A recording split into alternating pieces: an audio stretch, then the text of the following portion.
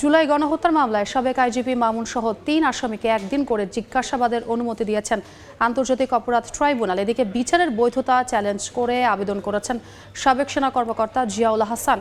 বিস্তারিত জানাতে সরাসরি যাচ্ছি রিপোর্টার আফজাল হোসেনের কাছে। আফজাল,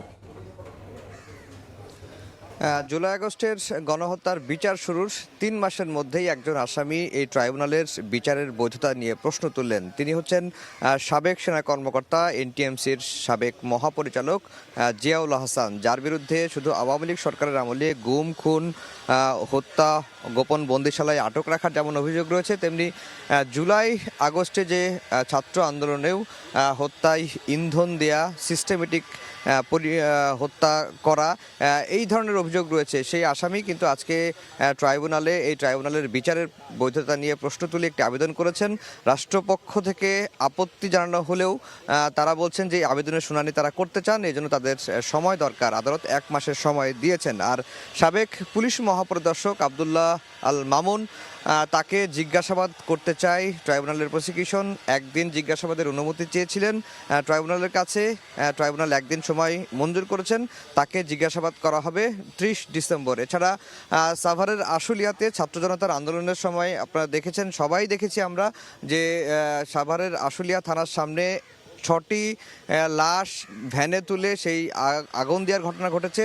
সেই ঘটনায় একজন পুলিশ কর্মকর্তা, পুলিশ সুপার, তিনি নিউমারের পুলিশ সুপার ছিলেন, আবদুল্লাহিল কাফি, তাকেও রিমান্ডে বা জিজ্ঞাসাবাদের অনুমতি চেয়েছিল ট্রাইব্যুনালের প্রসিকিউশন। আদালত তাকেও একদিনের রিমান্ড বা জিজ্ঞাসাবাদের অনুমতি দিয়েছেন। তাকে জিজ্ঞাসাবাদ করা হবে 26 ডিসেম্বর। এছাড়া সাভারের আরেকজন পুলিশ কর্মকর্তা, যার বিরুদ্ধে 6 জনকে হত্যার অভিযোগ রয়েছে, তাকেও জিজ্ঞাসাবাদের অনুমতি ট্রাইব্যুনালের প্রসিকিউশন চেয়েছিল।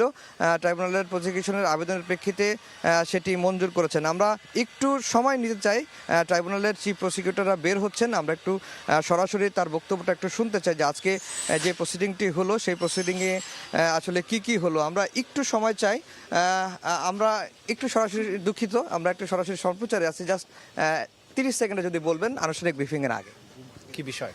এই যে আজকে সাবেক পুলিশ মহাপরিদর্শককে জিজ্ঞাসাবাদের অনুমতি চাওয়া হলো, তারপরে আরও 2 জন পুলিশ কর্মকর্তার অনুমতি চাওয়া হলো, একজন আসামি ট্রাইব্যুনালের বিচারিক প্রক্রিয়া নিয়ে বৈধতা নিয়ে চ্যালেঞ্জ করেছেন, একটু যদি বলতেন।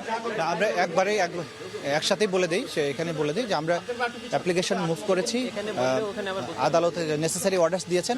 আমরা যেহেতু ফর্মাল ব্রিফিং করব, আমরা সেখানে আপনাদেরকে বলবো। আচ্ছা, শুনছিলেন যে ট্রাইব্যুনালের চিফ প্রসিকিউটর বলছেন যে তিনি আনুষ্ঠানিকভাবেই বলবেন যে আজকে আদালতের প্রসিডিং কি হয়েছে। তো মোটা দাগে যদি বলি যে 3 জন পুলিশ কর্মকর্তা, সাবেক পুলিশ মহাপরিদর্শক সহ, তাদেরকে জিজ্ঞাসাবাদের অনুমতি চেয়েছিল প্রসিকিউশন, সেটি তারা পেয়েছেন এবং তাদেরকে জিজ্ঞাসাবাদ করা হবে। আর এই মামলার অগ্রগতি প্রতিবেদন দাখিল করার জন্য আগামী 20 ফেব্রুয়ারি দিন ধার্য করেছেন। এই সময়ের মধ্যে এই পুলিশ কর্মকর্তার বিরুদ্ধে যত মামলা হয়েছে তাদের বিরুদ্ধে তদন্ত শেষ করতে হবে। এই ছিল আন্তর্জাতিক অপরাধ ট্রাইব্যুনালে আমার কাছে সবশেষ খবর। আন্তর্জাতিক অপরাধ ট্রাইব্যুনাল থেকে সরাসরি যুক্ত হয়েছিলেন আমাদের সহকর্মী আফজাল।